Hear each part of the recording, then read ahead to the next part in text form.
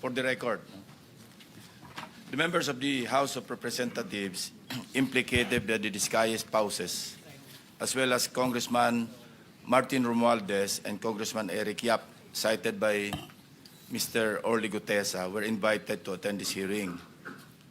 Incumbent congressmen were invited through a letter dated 12 November 2025 to Speaker Faustino Boji D. III of the House of Representatives.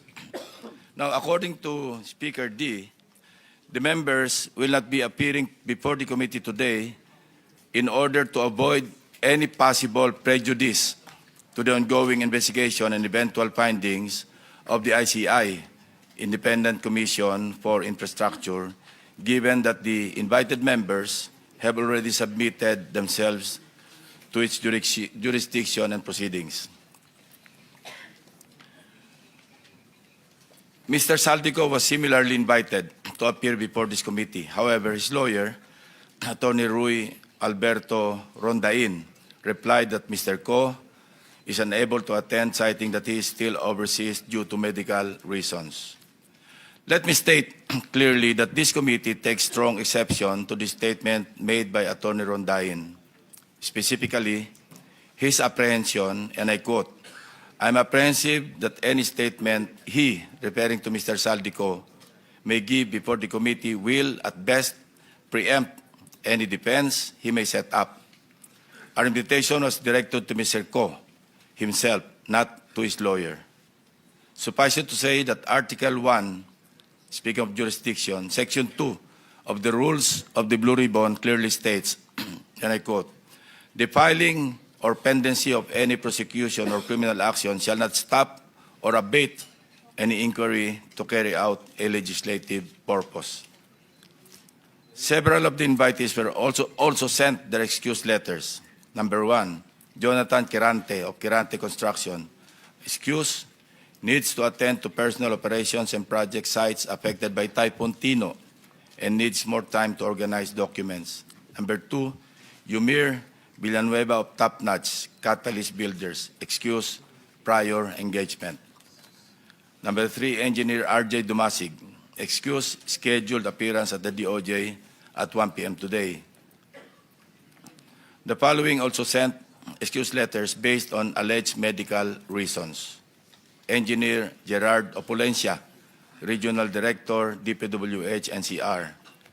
District Engineer Manny Bulusan, District Engineer, South Manila District Engineering Office. Commissioner Mario Lipana. The committee also sought the assistance of the Bureau of Immigration to obtain available information on the following individuals: Mark Bakiran Bunagan, Alan Colesio, John Paul Estrada, Orly Regala Gutesa, and Mark Texay. In the response letter dated 30 November 2025, the Bureau informed the committee that there is no record of departure for Mr. Bunagan, Mr. Gutesa, and Mr. Texay. Meanwhile, Mr. Colesio is confirmed to be in the country, having returned from a brief trip abroad from October 18 to October 24, 2025. In the case of Mr. John Paul Estrada, the reported aide of Mr. Saldico, the BI reported that he left the country on September 2, 2025, bound for Hong Kong, and has not returned to the Philippines to date. We're now coordinating with the Philippine Center for Transnational Crime, PCTC, to coordinate with Interpol to track the movement or movements of Mr. John Paul Estrada, as well as other personalities who are now abroad, whose attendance will be needed by this committee. Lastly, this representation received a copy of an order dated October 24, 2025, penned by Carolina or Judge Carolina C. Ecasiano Sison, Executive Judge of the Manila Regional Trial Court, in relation to the investigation conducted by her office on the authenticity of the notarization of the Sinumpaang Salaysay executed by Mr. Orly Gutesa, allegedly notarized by Attorney Pechi Rose S. or G. Espera. For the record, the committee notes that the notarial monthly report submitted by Attorney Spera covers notarized documents recorded under Notarial Book Number 3, specifically Book Number 3, Document Number 41-173, pages 10 to 36, period September 11 to 30, 2025. It is further noted that these details differ from those appearing in the sinumpang salaysay of Musgari Kutesa, which, on the other hand, indicates the following particulars. Book number 255, page number 51, or document number, 255, page number 51, book number 8, series of 2005. Furthermore, the order issued by Executive Judge Icasiano Sison looked into consideration the report prepared by Mr. Antonio Magbojos, Executive Officer of the Forensic and Scientific Service, Question Document Division of the NBI. After conducting a comparative examination of the specimen signatures, the NBI concluded that the questioned signature and the standard specimen signatures of Attorney Spera were not written by one and the same person. Since it was found that Attorney Spera has not notarized the sinumpang salaysay, her notarial details, including her signature, contained in the said document is falsified. As such, the order declared that there was no sufficient basis to hold Attorney Spera administratively liable in connection with the notarization of the sinumpang salaysay. With that said, let us start. We will recognize again the members of the committee in the order of their arrival. And the first to arrive is, as usual, Senator Erwin Tulfo. Of course, the Senate President, we are joined by the Senate President who arrived second. Then followed by Senator Ontiveros, Senator Pangilinan, Senator Marcoleta, Senator Bam Aquino. So, Senator Tulfo, you have the floor. Thank you, Mr. Chair. I just have a quick statement, Mr. Chair. Distinguished members of the committee. The Professor Wina Guerra of UP Center for Integrated and Development Studies in their policy paper, Flood Control Fiasco, a policy reckoning for accountability in the Philippines, revealed that our flood control failures stem not from lack of funds, but from absence of credible science, data, and accountability, and also, of course, of corruption. One of her recommendations is the revival of Project NOAA and its return to the Department of Science and Technology. Project NOAA once provided real-time hazards, rainfall, forecasts, flood simulation, guided both national agencies and the LGUs. It is for this reason that I urge this committee to recommend the said policy, Mr. Chair. Thank you. Before anything else, we also invited, again, former Undersecretary Roberto Bernardo. He has submitted his supplemental affidavit to the Department of Justice, and we want to hear, for the record, his sinumpang salaysay as submitted, or supplemental affidavit. This is supplemental to the September 25 affidavit that he submitted likewise to the Department of Justice, which he also testified before this committee. So, Undersecretary Bernardo, you're recognized. Good morning, Mr. Chair and the honorable members of the Blue Ribbon Committee. Mr. Chair, may I be allowed to read an opening statement? Go ahead. How many minutes? 3 minutes lang po. Go ahead. Go ahead. Okay. Salamat po. Dear Senator Lacson and honorable members of the Blue Ribbon Committee, again, I am Roberto R. Bernardo, formerly an Undersecretary for Operations of the Department of Public Works and Highways. Today, I am once more before the Honorable Blue Ribbon Committee upon its invitation and consistent with my assurance during my first appearance last September 25, 2025 to fully cooperate in its ongoing investigation. I am here not only out of respect for the invitation of the Honorable Committee, more importantly, I am compelled to come clean because of my fear of God Almighty and my ardent desire for my countrymen to give me a chance to atone for what I have done and failed to do, for which I offer no excuse or justification. Nung ako'y nabanggit sa mga irregularidad na ito, Ang una kong naisip ay manahimik tungkol sa nalalaman ko. Haharapin ko na lang ang mga asunto na isasampa sa akin. Ako ay aasa na lamang sa pamamagitan ng aking pananahimik ay makakakuha ako ng proteksyon mula sa makapangyarihan sa politika at maimpluwensyang mga personalidad na silang may pakana o kaya nagbigay daan sa mga irregularidad na ito. Gayunpaman, napagtanto ko na ang isang pagkakamali ay hindi maaaring iwasto ng isa pang pagkakamali. At kung may maisang pamangkaso ay maaaring magtagal ito bago matapos. Sa aking pagkakaalam sa mga nakarang scam, tulad ng ilang kaso ng PDAF, mahigit isang dekada na ang nakalipas, hanggang ngayon ay dinidinig pa. Kawawa ang bayan. Hindi ko matiyak kung ang mga pangunahing may sala sa mga irregularidad na ito ay mapapatawan ng kaukulang parusa sa lalong madaling panahon. Gayunpaman, umaasa ako na sa pamamagitan ng kasulukuyang mga pagdinig ay makakabuo ang ating mga mambabatas ng kaukulang batas na hindi lamang tutugon sa epekto ng mga maanumalyang gawain ito, kundi na rin makakapigil sa pag-ulit nito. The magnitude of the irregularities and how this have gravely affected and will affect our nation and its citizens cannot be overemphasized.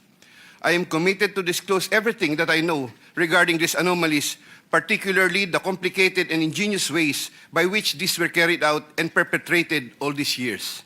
This, despite the serious threats to my personal safety and that of my family and loved ones.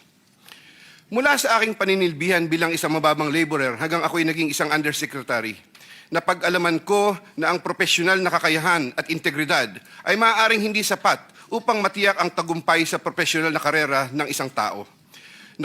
Nakapaloob sa isang tiwaling sistema kung saan ang isang tao ay pinangakuan ng biyaya o kaya'y pinipilit na lumahok sa mga irregularidad. Ang takot sa maaaring masamang mangyari bunga ng hindi pagsunod o pagnanais na rin sa personal na pakinabang o kaya'y kombinasyon ng dalawang ito ay sumisira sa moral na direksyon ng isang tao. Lalo na kung ang mga dapat na may pangunahing kakayanan na humadlang sa masamang gawain ay siya ring may pakana nito at nagbibigay daan dito. Naniniwala ako na hindi lamang ako ang nakaranas sa sitwasyong ito. Nakikiusap ako sa mga nasa ganitong kalalagayan na magtiwala sa kinauukulan at lumantad na at makipagtulungan sa kasalukuyang investigasyon. In connection with my application for coverage as a state witness under Republic Act No. 6981, I have earlier submitted to the Department of Justice a second supplemental affidavit, further clarifying my previous disclosures on the government flood control and other infrastructure projects subject of the present proceedings. Once again, with the assurance of the Honorable Committee that my rights and benefits under RA 6981 shall be respected, I will be submitting the second supplemental affidavit to the Honorable Committee with the prior authority of the Department of Justice through the Honorable Frederick A. Vida, Acting DOJ Secretary, as set out in an authority to disclose, which I am likewise submitting to the Honorable Committee. Thank you po. Proceed with your statement.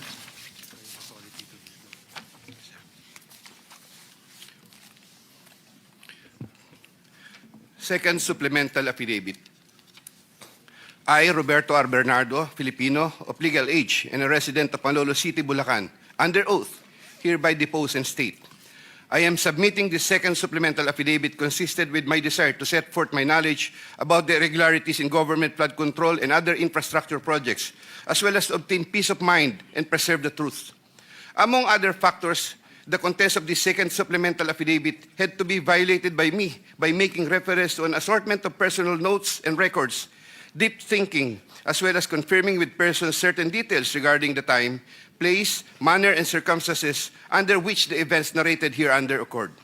Moreover, owing to the passage of time and the fact that I am no longer part of the DPWH following my retirement in August 2025, the process of collecting facts and details had progressed slower than expected, contributing to the delay in the submission of this second supplemental affidavit.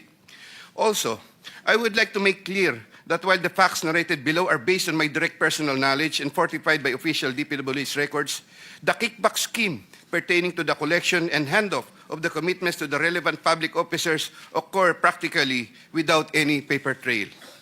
A statement of facts applicable to all. Over the decades that I worked for the DPWH, it has always been my philosophy to form good working relationships between and among my bosses and or superiors, inferiors and or subordinates, and other colleagues even without the promise or expectation of a reward or personal advantage.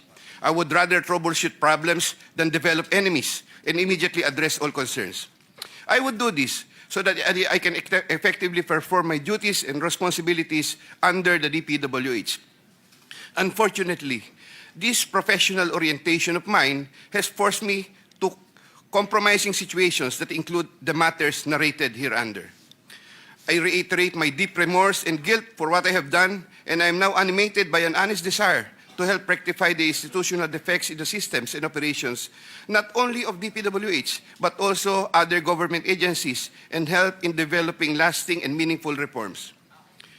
I can confirm, based on my personal knowledge, that in some form or another, and on various extents, based on current setup, each and every DPWH official, employee from top and down the line is buffeted with various avenues of corrupt acts and practices. This would include high-ranking members of the department, such as secretary, undersecretaries, assistant secretaries, regional directors, district engineers, bids and awards committee members, engineers, inspectors, and all the way down to laborers. This is also true for several top officials of other departments and or agencies, such as but not limited to the Department of Finance, Department of Environment and Natural Resources, Department of Health, Department of Education, Department of Agriculture, Department of Agrarian Reform, Department of Transportation, Philippine Charity Sweepstakes, Philippine Coconut Authority, etc. Moreover, I can confirm, based on my personal knowledge, that in some form or another, and on various extents, most proponents have their own designated contractors who will take on the projects for the former's benefit and advantage. Sometimes, other proponents would request me to suggest contractors for them who are known to me or referred to me by friends and other personalities. There are situations that national and local elected politicians would request me to source projects for them. If given more time and opportunity to review the records and confirm supporting facts, I may be able to particularize the details of these transactions and dealings. Senator Ramon Bong Revilla Jr. I have a close and friendly relationship with Senator Ramon Bong Revilla, and we go all the way back since the time of Amay Bisaya and Mayor Viseo, who first introduced me to the former legislator while I was still a district engineer in Laguna sometime in 2005 or 2006. We frequently meet in important social gatherings. Senator Revilla later on became a godparent of two of my daughters, while I became a godparent to one of his children. When Senator Revilla was incarcerated, I visited him several times at the PNP Custodial Center at Camp Crame. Because of our close relationship, Senator Revilla had asked me for assistance on several matters which I can no longer exactly recall at the moment because this happened a long time ago, and I presently don't have records to help me reconstruct the events. Sometime in the third quarter of 2024, Senator Revilla and I met where he asked me for a list of projects for funding, ostensibly to help him in his national campaign. When Senator Revilla asked me about the percentage of the commitment, I suggested either 20 or 25, to which Senator Revilla said 25%. Soon thereafter, also in the third quarter of 2024, I asked then District Engineer Henry Alcantara to prepare a list of projects, which he subsequently gave to me. The said projects are enumerated in a list here to attach as Annex A.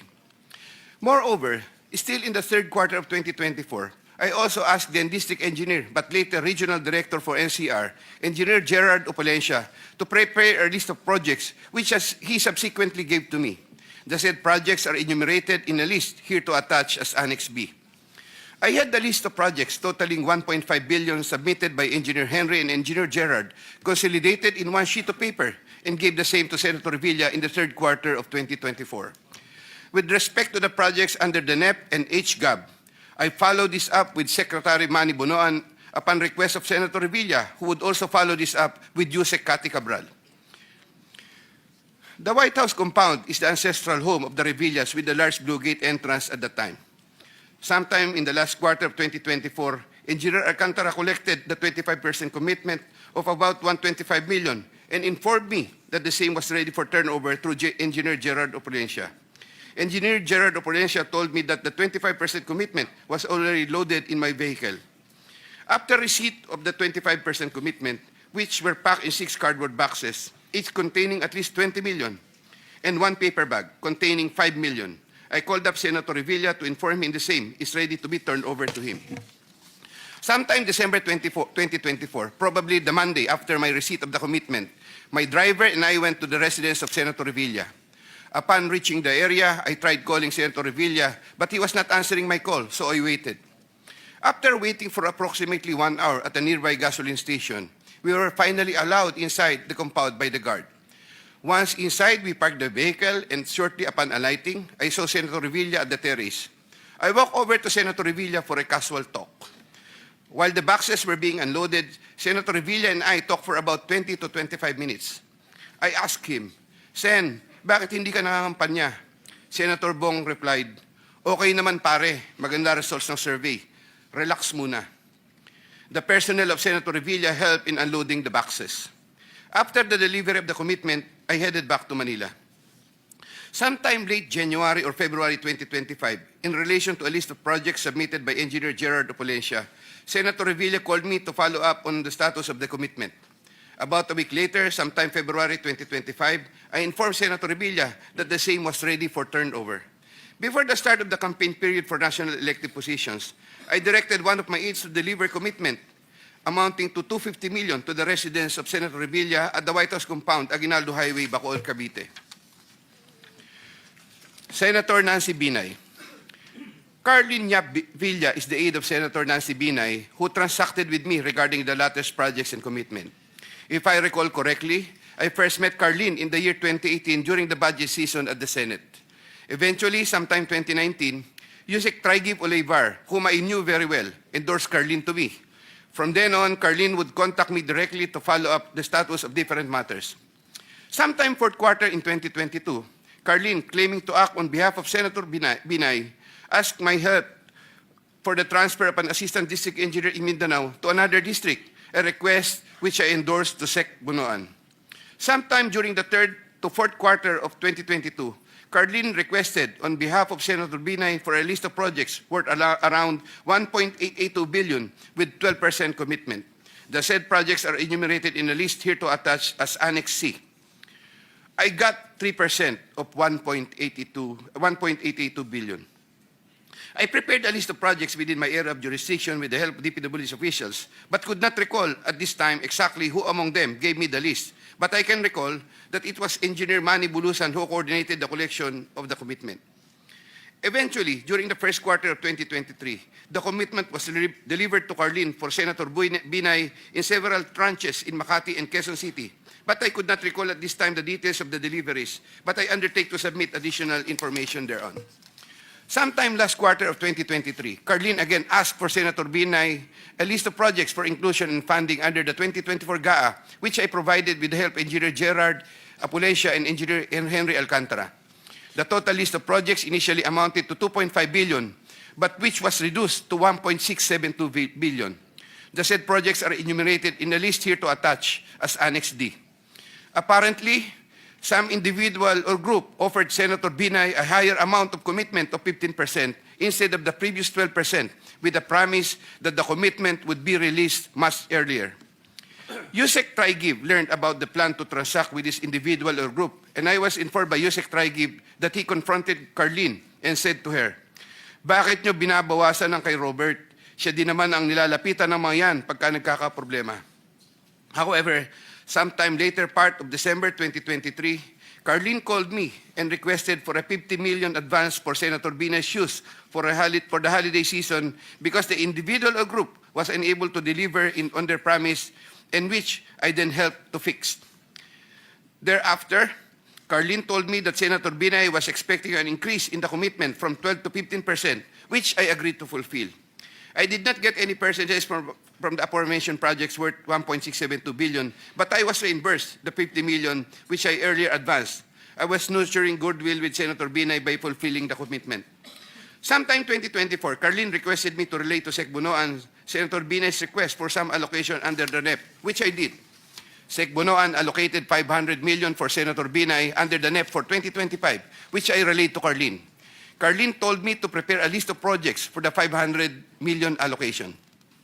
I then asked a list of projects from Engineer Henry and Engineer Gerard worth 500 million, which I then submitted in person with Sec Bunoan, who then told me he will instruct Usec Cabral to include the same in the NEP. The list of projects was included in the NEP for 2025. The said projects are enumerated in a list here to attach as Annex E. Likewise, sometime in the last quarter of 2024, Curlee for Senator Binay asked for a list of projects to be included in the 2025 GAA. I then directed Engineer Henry and Engineer Gerard to prepare a consolidated list of projects. I submitted a list of projects totaling 3 billion to Curlee, but only approximately 2.6 billion was included. The said projects are enumerated in a list here to attach as Annex F. After these projects appeared in the GAA, Engineer Bulusan, Engineer Upolesha, and myself collected, raised, and prepared the 15% commitment, which was all turned over to me.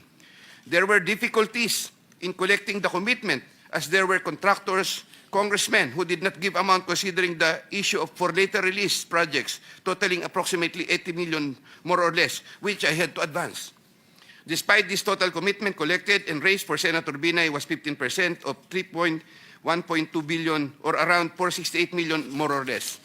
I earlier mentioned that the 37 million more or less was delivered at Horseshoe Village, Quezon City, which refers to the amount collected by Engineer Henry Alcantara.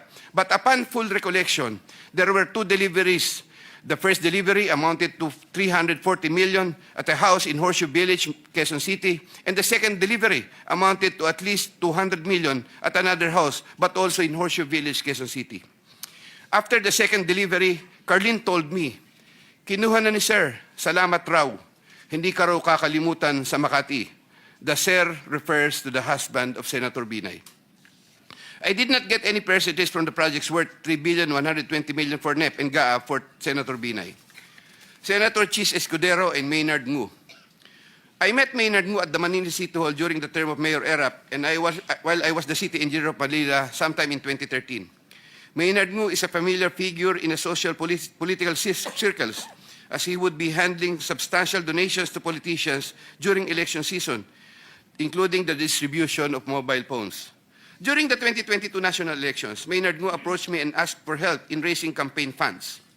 I and other DPWH officials assisted Maynard Ngu in raising campaign funds. These frequent interactions with Maynard Ngu at the court helped me in building our mutual trust with each other, especially in favor of Senator Escudero, whose interest Maynard Ngu was actively promoting. Maynard Ngu was appointed Special Envoy to China for Trade, Investments, and Tourism in 2023. When Senator Chis Escudero became Senate President in 2024, Maynard Ngu approached me and asked for a list of projects for Senator Chis Escudero. Thereafter, sometime November 2024, I asked Engineer Upolesha to prepare a list of projects for Senator Chis Escudero following my conversation with Maynard Ngu. Thereafter, Engineer Upolesha submitted to me a list of projects for funding. The said projects are enumerated in a list here to attach as Annex G. For the projects located in Valenzuela, Engineer Upolesha, through District Engineer Ruel Umali, collected the money for the commitment for Senator Chis Escudero. He delivered the commitment at Diamond Hotel. We saw each other at the Diamond Hotel, and Engineer Upolesha told me, nasa inyo na po, boss. When I asked my driver to confirm, the driver told me, nasa akin na po, okay na po. For the projects located in Marinduque, Engineer Upolesha, through Regional Director Ryan Altea, collected the commitment for Senator Chis Escudero. He delivered to me the commitment at Diamond Hotel. Engineer Upolesha called me and said, "May papadala ako sa inyo ngayon. Sa iyo ngayon, dadali na lang po sa Diamond." Later, the driver told me, "Nasa akin na po, okay na po." Following a deeper recollection of the facts and checking with public records, I can now confirm that in addition to the Valenzuela and Marinduque projects, Engineer Upolesha also provided the list of projects for Oriental Mindoro and Quezon City. The complete list of projects for Senator Chis Escudero is worth 1.4 billion with 20% commitment. The said projects are enumerated in a list here to attach as Annex H. Sometime early 2025, I made the first delivery of 160 million for Senator Chis Escudero at the Cherry Mobile Building at Maynard Ngu in Apacible Street, Manila. Thereafter, early 2025, I made the second delivery of 120 million for Senator Chis Escudero, also at the Cherry Mobile Building of Maynard Ngu. Senator Jinggoy Estrada. I have known Senator Jinggoy Ejercito Estrada since I met Senator Jinggoy Estrada through the social circles of Senator Bong Revilla. We usually had encounters during social gatherings of people in the movie industry. We developed a close relationship. Sometime in 2010, when I was Assistant Regional Director of DPWH Region 4A, Senator Jinggoy was backing me to become a Regional Director. When I failed to become a Regional Director, I applied for the position of City Engineer, and Senator Jinggoy was one of those who recommended me. When he was incarcerated, I would visit him, but sometimes together with then City Mayor Joseph Erap Estrada. Sometime in 2023, Senator Jinggoy requested Secretary Bonoan through me for projects worth 500 million. Secretary Bonoan agreed to give 450 million for the DPWH NCR building, which Usec Cabral included in the NEP for 2024, with an 18% commitment for Senator Jinggoy. Senator Jinggoy called me sometime in the third quarter of 2024 and asked me to request the amount of 1 billion from Sec Bonoan. Senator Jinggoy said, "Tulungan mo na lang ako dyan kasi marami pa akong tutulungan sa eleksyon." I replied, "Okay na ba ang 25% Sen?" Sen Jinggoy responded, "Okay na ang 25%. I relayed to Sec Bonoan the request of Sen Jinggoy. The former then asked me to prepare a list of projects for the latter. In turn, I asked Engineer Gerard Opalencia for a list of projects. When Engineer Opalencia gave me the list, I gave it to Secretary Bonoan, who told me that he will give the same to Usec Cabral and that the latter will take care of it. At the moment, I cannot locate the list or a copy thereof. Later on, I saw that some of these projects totaling 500 million and included in the list I gave to Sec Bonoan were listed in the NEP for that year. These projects, as appearing in the NEP, are enumerated in a list here to attach as Annex I hereof. Thereafter, Senator Jinggoy called me and asked me what happened to the difference of 500 million. I relayed this to Sec Bonoan. The latter replied that he will prioritize the matter as soon as there is available funding. Subsequently, I found out that the projects totaling 200 million were included in the SGAB for 2025. These projects, as appearing in the SGAB, are listed Annex J hereof. However, Senator Jinggoy called me again for the difference of 300 million to complete the 1 billion project value that was requested. During the BICAM, projects worth 750 million were again included in the projects to eventually form part of the 2025 GAA. The said projects are enumerated in a list here to attach as Annex K. The total budget for the projects which appeared in the 2025 GAA is approximately 1.45 billion, more or less. After Engineer Opalencia collected the 25% commitment, approximately 360 million, and delivered the same to Diamond Hotel in Manila. Thereafter, I tasked my driver to deliver the boxes to Sen Jinggoy at the Artiaga building in San Juan City. Senator Jinggoy personally confirmed to me his receipt of the commitment and thanked me for the same. During the 2024 budget hearing for 2025 GAA, Engineer Alcantara informed me that Senator Jinggoy gave him funding amounting to 355 million for Bulacan First DEO and 500 million from other districts in Bulacan and requested that he, Engineer Alcantara, prepare lists of projects. The said projects are enumerated in a list here to attach as annexes L and L-1 respectively. Later on, sometime in the first quarter of 2025, Senator Jinggoy asked me to get the 25% commitment for the aforesaid list of projects from Engineer Alcantara. Engineer Alcantara then delivered to me the 25% commitment, approximately 213 million, which I delivered to Senator Jinggoy at the Artiaga building in San Juan City. Senator Grace Poe. Sometime third quarter of 2024, J.Y. De La Rosa, a staff of Senator Grace Poe, requested Sec Bonoan through me if Senator Grace Poe can be accommodated in the DPWH NEP. Sec Bonoan told me there is a 500 million for Senator Grace Poe and instructed me to ask the Senator for a list of projects. J.Y. De La Rosa told me to coordinate the matter with Mrs. Patron, a contractor. Mrs. Patron told me to prepare the list. Upon my instructions, Engineer Gerard Opalencia submitted a consolidated list of the following projects, 1 in Laguna and 3 in NCR. These projects are indicated in the list here to attach as Annex M. Thereafter, the list of projects was included in the NEP by Sec Bonoan through Usec Cabral. Later on, the said projects appeared in the GAA for 2025. There was a 20% commitment collected for Senator Grace Poe. Mrs. Patron, a contractor, collected the commitment for Sen Grace Poe at Diamond Hotel from one of my aides. Congresswoman Mary Mitzi Mitz Kahayon Uy. There were projects released in Congresswoman Kahayon Uy's congressional district which I facilitated. I submitted projects being proposed by her to proponents for funding, the details of which I am still verifying and confirming at the moment. Congressman Florida Robes. There were also projects released in Congresswoman Florida Robes' congressional district, which I facilitated. I submitted projects being proposed by her to proponents for funding, the details of which I'm still verifying and confirming at the moment. Congressman Zaldico. In addition to my statements in my affidavit dated 25 of September 2025, I was told by Engineer Alcantara, Congressman Zaldi would from time to time deal also with engineers Gerard Pacanan, Gerard Opulencia, and Danny Villa. There were times Engineer Gerard Pacanan and Gerard Opulencia would give me certain amounts, supposedly from Congressman Zaldico. Usec Tri-Give Olivar of DepEd. In addition to my statements in my affidavit dated 25 of September 2025, I wish to add that I have known Usec Tri-Give as early as 2010 when he was still a staff of Senator Bong Revilla.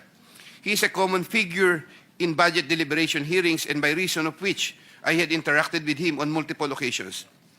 Usec Tri-Give then worked under the office of Senator Edgardo Angara and then later worked under the office of Senator Sani Angara. When Senator Sani Angara became a chairman of finance, Usec Tri-Give and I would have several interactions as part of our work in budget preparations.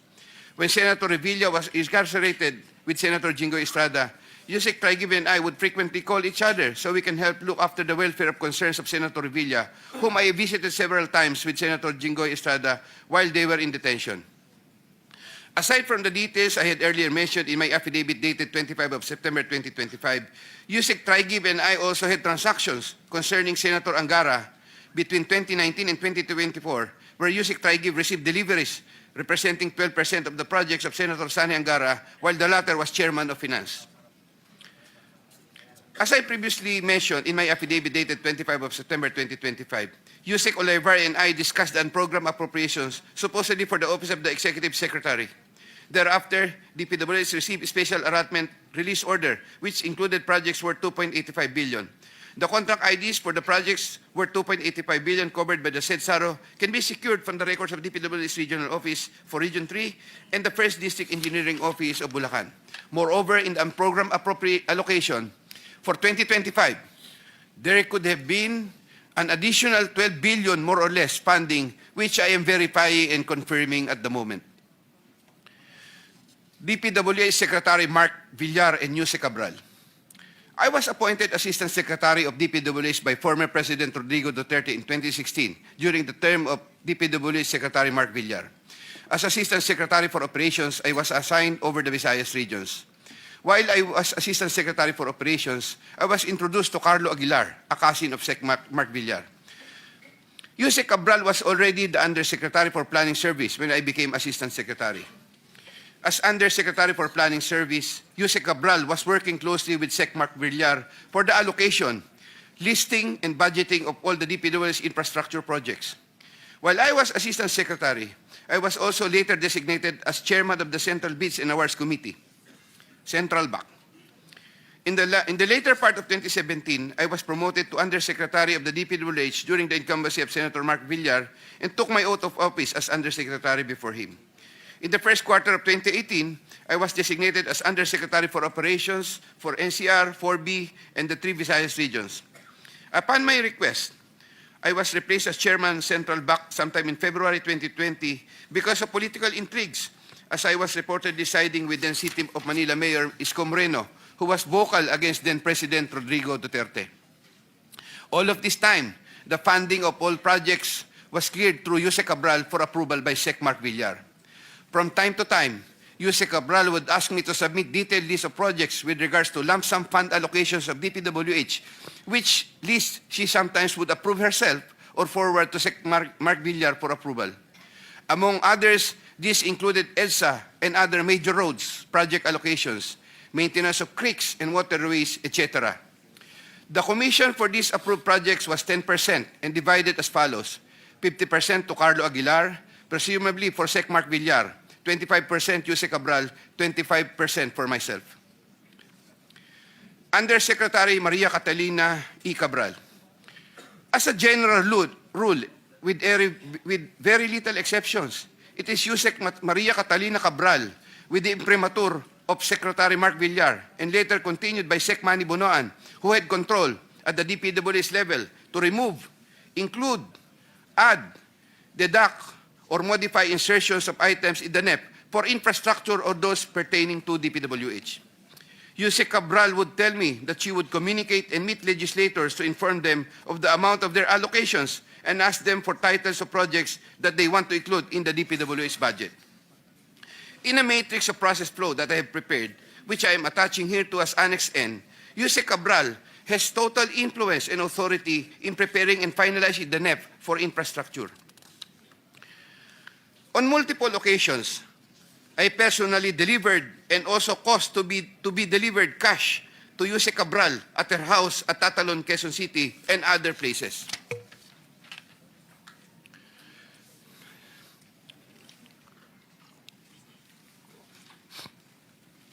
DPWH Secretary Manuel Bonoan.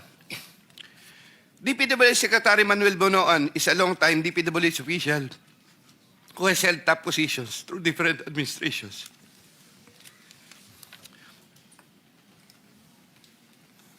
I look up to Sec Bonoan and consider him as a mentor. I treasure his guidance and friendship over the years.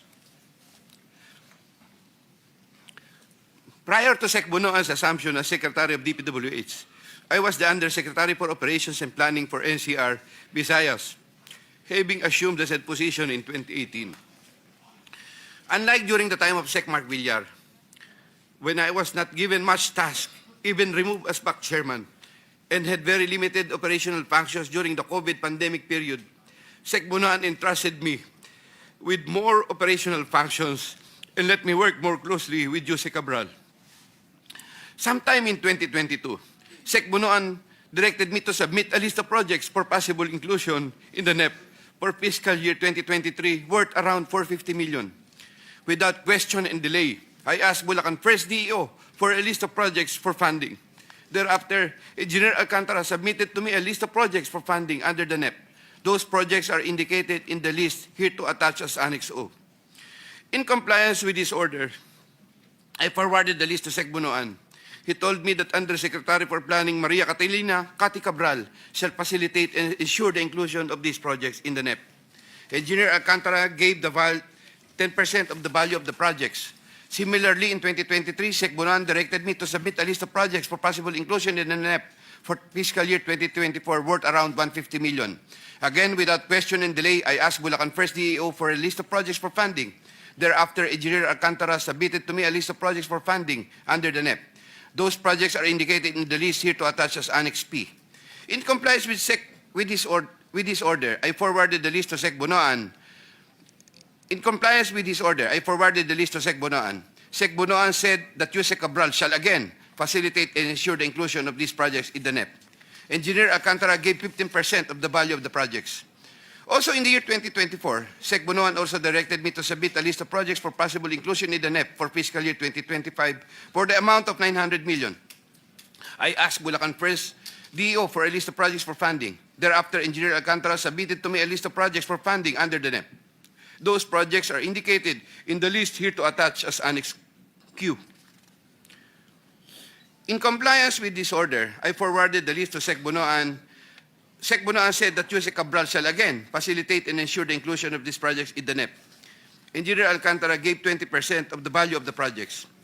With respect to the commitments collected by Engineer Alcantara narrated above, Secretary Bonoan and I received a percentage. In many instances, during budget deliberations, I was tasked by Sec Bonoan to talk to legislators over their funding and other concerns, and to forward these concerns to Usec Cabral for action and resolution. Sec Bonoan and Usec Cabral. Every year, including years 2023, 2024, and 2025, Usec Cati Cabral apportions the budget ceiling for the DPWH's allocable NEP among the districts according to the endorsed programs, activities, and projects, PAPs. Although she would make it appear that 100% allocable NEP had been apportioned, Usec Cati Cabral would reserve a substantial percentage of that allocable NEP for her and Sec Bonoan's preferred projects. Sec Manny Bonoan would from time to time ask me to take charge of part of his own reserve allocations. The value of the projects that I handled for Sec Bunoan was at least 5 billion per annum for the years 2023, 2024, and 2025, with an average of 15% commitment. Of this 15% average commitment, Sec Bunoan, 75% usually would give, of this 15% average commitment, Sec Bunoan, 75%, usually would give me 25% of the commitment, with the rest of the commitment shared between him and Usec Cathy Cabral.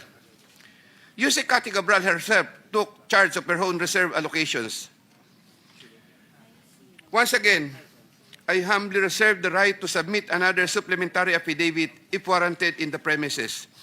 I attest to the truth of the foregoing statements based on my personal knowledge and authentic records. Mr. Chair, thank you. Thank you. The Vice Chairman, Senator Erwin Tulfo, you may reclaim your time. Thank you, Mr. Chair. Okay. Aside from the tables attached as annexes, may iba ka pa bang ebidensya na magpapatunay po sa inyong sinumpaang salaysay? Mr. Chair, I would of course, I may submit additional documents po pagka po na retrieve from the records. Meron po. All right. Mr. Chair, babalikan ko po si Engineer Bernardo. Ang tanong ko lamang po at tanong ng mga kababayan natin, napapansin po kasi nila na isa-isa ng mga opisyal, dating opisyal sa DPWH, maging ang ilang mambabatas, ay tumatakbo po sa ibang bansa. How do we stop this flight, Mr. Chair? Kasi baka darating po ang araw, wala na po tayong maimbestigahan, wala na po mapapanagot dahil lahat po sila ay nasa ibayong dagat na. Paano po yun, Mr. Chair? Do we have any plans? Do we have any actions para... I know, Mr. Chair, hindi natin pwedeng pigilan po yan dahil yan po ay karapatan naman nila. Pero dahil may investigasyon po nangyayari, ito po yung accountability, Mr. Chair. You may address your question to the DOJ representative. I think the Prosecutor General, Richard Padulyon, is here. Kindly Thank you, Mr. respond. Chair. Yes. Good morning, Mr. Chair. I believe that while we want all of these personalities who are involved or mentioned in the investigations to just stay in the country during the course of the investigations, we cannot at this time, Mr. Chair, prevent them from traveling because what we can only issue as far as the Department of Justice is a lookout bulletin. A lookout bulletin operates only to check on the records of the passenger who would want to leave, but it would not prevent them from being able to leave the country. There is no legal impediment for them to leave because it would be violative of their constitutional right. However, if I may be bold enough to suggest, Mr. Chair, in answer to the question of the good senator, yes, there are investigations which are being undertaken at this time, and while I understand that cancellation of passports can only be done if, for example, there are cases which are already filed, and this can only be done through the courts. I believe that representations can probably be made by the investigating bodies with the executive branch, that would be the Department of Foreign Affairs, to possibly hold or possibly cancel passports of those who are undertaking or undergoing investigations, Mr. Chair. Linawin ko lang, Mr. Chair, parang pwede lang yatang kanselahin ang mga passports sa mga ito kapag sila po'y nakasuhan na. Pero what I'm talking about, yung hindi pa po nakakasuhan. Kasi it is not enough, yung lookout bulletin, wala naman hong saysay yun eh. Kahit na nandoon siya sa lookout bulletin, pwede niya sabihin, wala pa naman ho akong kaso. The only way to stop that person is kung may hold departure order, which we know kung may kaso na. So, ano hong pwede bukod dyan na sinasabi sa lookout bulletin? Are you suggesting na the DFA kanselahin ang passport? But can we do that? Wala pa naman po silang kaso and it will violate their constitutional rights. I understand, Mr. Chair, if I may, sir, answer the question. I agree with you totally that there is no basis to cancel the passports up until the time that there are cases which are filed as against them and there are representations or there's an order issued by the court allowing for the cancellation. But the question earlier was with respect to what can be done at this time while there are no cases which have been filed. The only solution that I can find for this particular predicament, Mr. Chair, is for us to fast-track the filing of the cases, or for cases to be fast-tracked so far as investigations are concerned before the Office of the Secretary of Justice and before the Office of the Ombudsman. And then, and only then, once these cases are filed in court and warrants are issued, can we move for the cancellation of the passports. In the meantime, the suggestion that I made earlier was just a suggestion, Mr. Chair, if only to address the concern of what can be done in the meantime while there are no cases yet which are filed in court. Kailan po kayo magpa-file ng mga kaso? Kailan po natin makikita na ang DOJ ay magsasampa na po ng kaso? Cases are already being investigated right now, Mr. Chair. There are 5 cases for flood control projects, ghost projects, which are undergoing preliminary investigation at the moment. There are several cases also which are undergoing evaluation by the Department of Justice. I believe there are also cases which are also pending before the Office of the Ombudsman, Mr. Chair. We expect to terminate the preliminary investigation of the first 5 cases probably within the first week of December or by the middle of December, sir.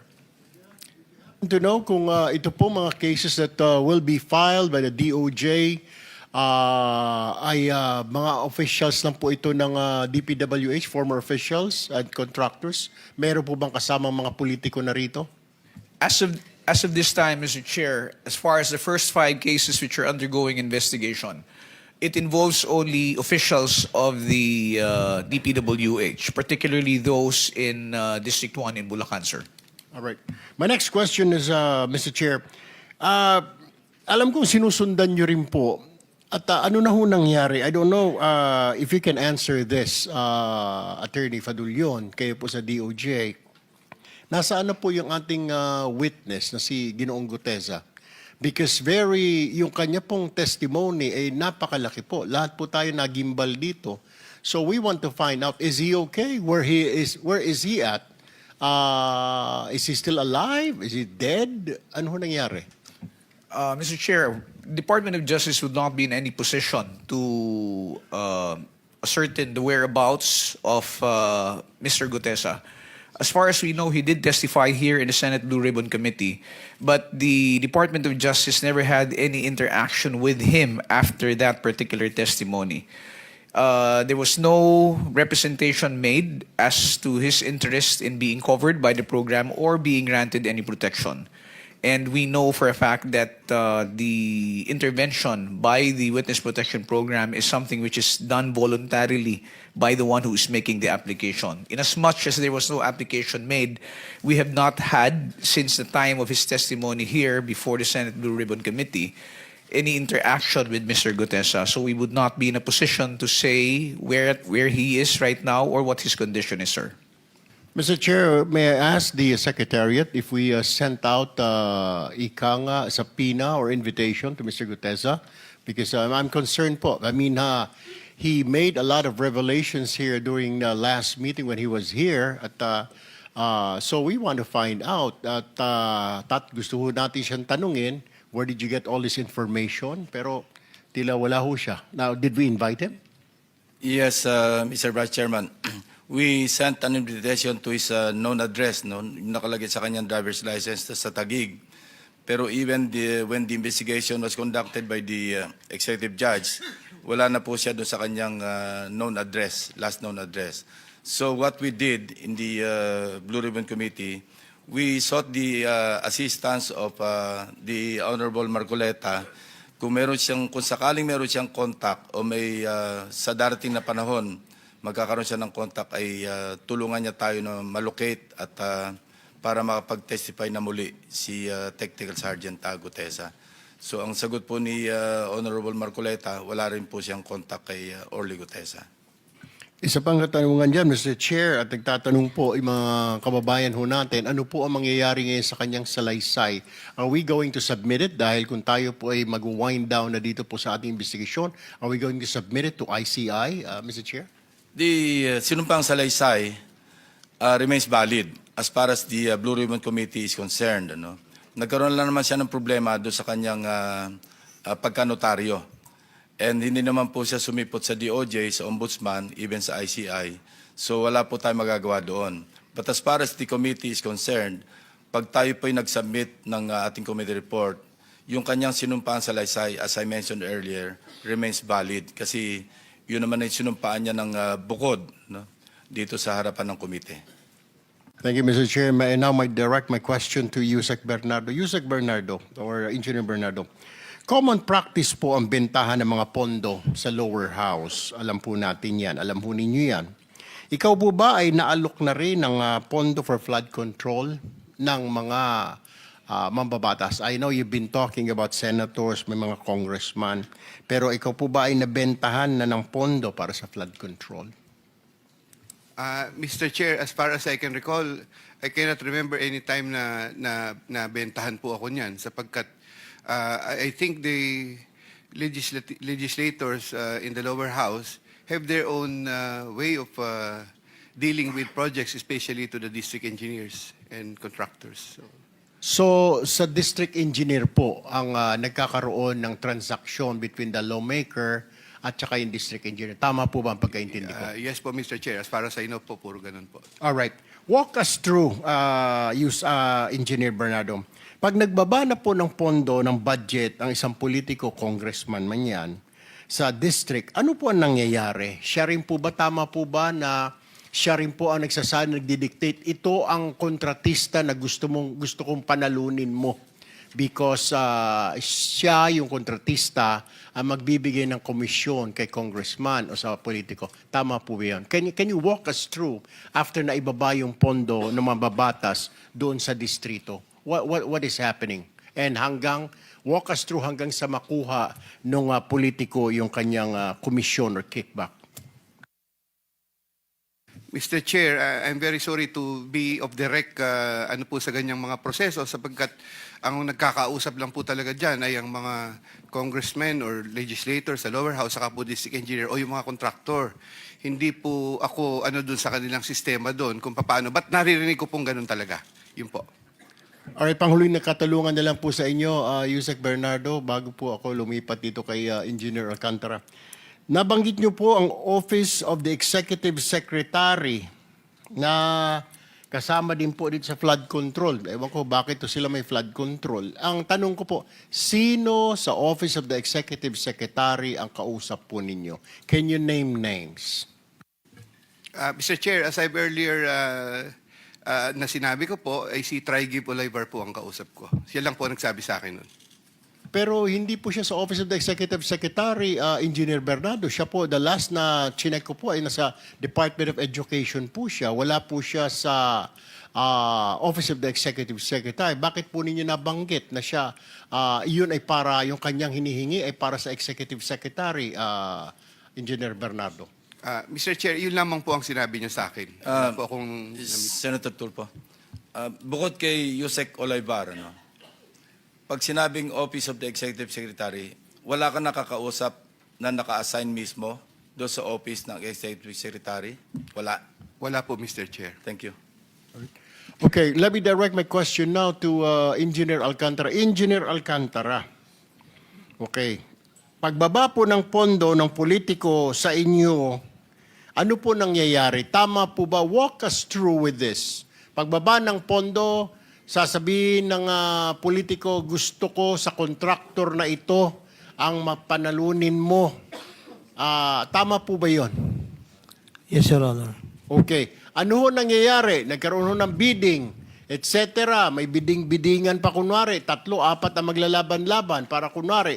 Pero mananalo at mananalo yung contractor ng politiko. Tama po ba yun? Yes, Your Honor. Alright. Ano ho na mangyayari after that?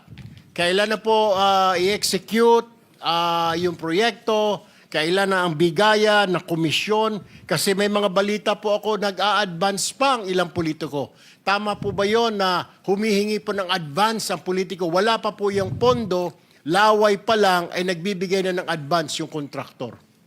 Your Honor, pagdating po dun sa bagay, since sila po yung magkakausap na po, yung contractor and the, hindi po ko knowledgeable kung kailan o magkano yung percent na napag-uusapan po nila, Your Honor. Pero pagbaba ng pondo, ano ho nangyayari? Pakikwento lang po sa amin hanggang sa ma-execute, kung i-execute niya yung proyekto. Opo, pagbaba po ng pondo, pupunta na po yung mga contractor po sa office. At magko-confirm naman po na yun daw po ay ibinigay sa kanila. So makipag-usap naman po sila doon sa coordinator for the procedure of the bidding. And then ibibid po, i-implement, doon po nangyayari. Pero yung bigayan po nung obligasyon, since sa amin po ang nagpapamigay po talaga, hindi naman po kami. Pagka-congressional allocation po, Your Honor.